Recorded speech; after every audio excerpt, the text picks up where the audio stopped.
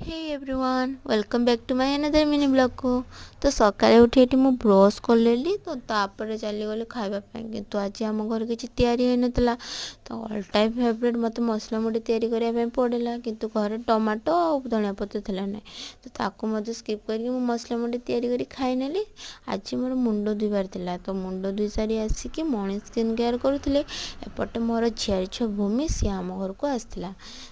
सी जितेबाला देखे मुझे एमती आईना आगे बस कि रेडी हो तो सी भावे मु मंदिर जीवी तो ता साथ बसिक एमती चिड़ौली जे मु मंदिर जीवी तोते नेमी ना तो ता साथ एमती किसी मजा मस्ती कर सारापर गोटे बेदाना आनी मु खाइनी ताकू खावाई देनी।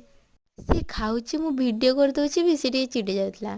तो रास्तार से टाइम आइसक्रीम वाला जाऊे तो से आइसक्रीम गुड़ा भल नहीं कि छोट पिला ना तो सी बुझे ना सी जिद कला लब भी तो तापाई आनी आ मुझे खामिनी तो मोपाई आनी तो आजकल एति रोचे टेक केयर।